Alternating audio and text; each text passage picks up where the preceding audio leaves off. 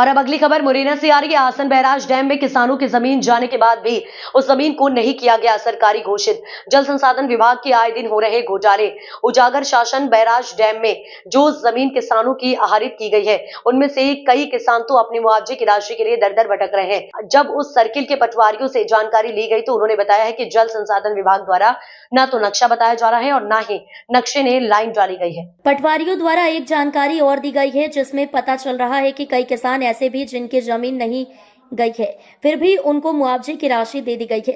वहीं पटवारियों द्वारा यह भी बताया गया है कि जो जमीन आसन बैराज डैम के लिए आहरित की गई है उसको अभी तक सरकारी घोषित नहीं किया गया है। कुछ किसान ऐसे भी हैं जो जमीन आहरित होने के बाद भी उस जमीन पर खेती कर रहे हैं। गुप्त सूत्रों से मिली जानकारी के अनुसार डैम का न भरने का एक मुख्य कारण यह भी बताया गया है कि डैम का एक पिलर डैमेज हो चुका है, जिस वजह से पानी का स्टॉक नहीं किया जा रहा है। जिन किसानों की जमीन आहरित की गई उस जमीन को पटवारी अभिलेख खसरे में सरकारी घोषित नहीं किया गया है। कहीं न कहीं 44 करोड़ की लागत से बना आसन बैराज डैम में बड़े स्तर पर घोटाला किया गया है और शासन के पैसे का दुरुपयोग किया गया है। 2018 में डैम बनने के बाद आज 8 साल बाद तक गांव का विस्थापन नहीं हो पाया है। ठेकेदार द्वारा दिया गारंटी टाइम भी निकल चुका है।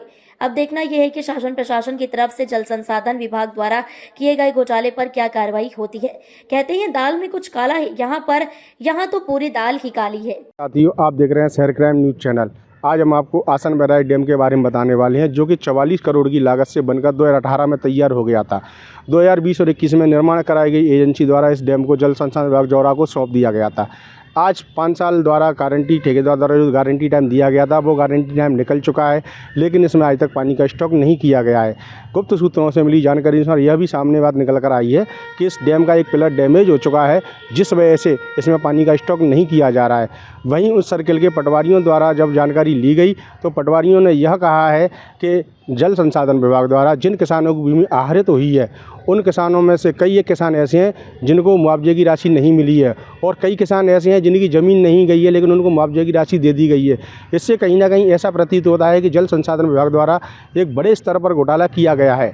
वहीं उस सर्किल पटवारियों द्वारा जब जानकारी ली गई तो पटवारियों ने यह कहा है कि जल संसाधन विभाग द्वारा जिन किसानों की ज़मीन आहरित की गई है उस ज़मीन को आज तक पटवारी भू अभिलेख में सरकारी घोषित नहीं किया है। कहीं ना कहीं ऐसा प्रतीत होता है कि जल संसाधन विभाग द्वारा एक बड़े स्तर पर घोटाला किया गया है और इस ज़मीन से संबंधित कई ऐसे मामले हैं, कई ऐसे किसान हैं जो कि आज भी दर दर की ठोकरें खा रहे हैं।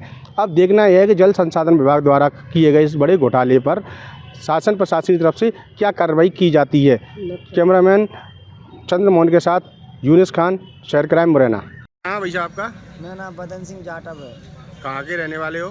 चंदपुरा गाँव में। यहाँ जल संसाधन विभाग में किस लिए आए हो आप? बंदा के आए हमारी जमीन चलेगी भरो तो ना आज पैसा मिले ना। कब का बना हुआ है? कितने साल हो गए इस डैम को बने हुए? चाहे तो 5, 8, 10 वर्ष है गए। जब से अभी तक भरा नहीं है? नहीं भरा। क्या कहते हैं अधिकारी? नो कहते भज्जा को पैसा नहीं कहते मिल जाएंगे। अच्छा, अभी ना मिलता तो अभी अधिकारी आपको कोई मिला है ऑफिस में? कोई ना मिलो। कोई नहीं मिला है? हाँ, का बोरा पूरा निकल गया है। अगर डैम में कोई घटना घटती है या कोई डैमेज वगैरह होता है तो किसकी जवाबदारी रही? क्यों नहीं भरा गया? आखिर विभाग ने की इतनी बड़ी लापरवाही क्यों रही? क्या कारण है डैम नहीं भरने का? इस संबंध में ये जो संबंधित जल संसाधन विभाग के कार्यपालन यंत्री हैं उनसे मैं बात करूंगा। सर, 2018 में जबकि गवर्नमेंट जो मध्य प्रदेश शासन का पैसा तो पूरा खर्च हो ही गया, बनकर तैयार हो गया, कंप्लीट हो गया, लेकिन उसको भरा क्यों नहीं जा रहा है? इसकी क्या वजह है, ये समझ में नहीं है। निश्चित रूप से आप ये कह रहे हैं कि 2018 में बन के तैयार हुआ, 2020 में हैंडओवर हो गया, उसके बाद भी अभी तक नहीं भरा गया है। इसका कारण समझ में नहीं आ रहा है, लेकिन मैं विस्तृत इसकी जांच कर लूँ सर, तो मैं आपसे शेयर करूंगा जानकारी। इसमें अभी जोराई कर्मचारी ई से बात हुई थी तो उनका ये कहना था कि हमने गांव का भी विस्थापन नहीं कर पाए हैं, गांव वालों को कई जगह या मकान दिए जा रहे हैं। कलेक्टर साहब के संज्ञान में मामला उनके द्वारा ये कहा गया, जबकि कई लोग ऐसे भी है जो जिनकी ज़मीन गई है वो पैसे के लिए दर दर भटक रहे हैं, उनकी सुनवाई नहीं हो रही। नहीं, ऐसा नहीं है, ये जानकारी मुझे मिली है तो अब मैं पूरा देख लेता हूँ कि क्या मुआवजा का क्या मामला है, कौन सा पेंडिंग है, क्या कारण है कि अभी उसके भराव की कार्रवाई नहीं कर रही है।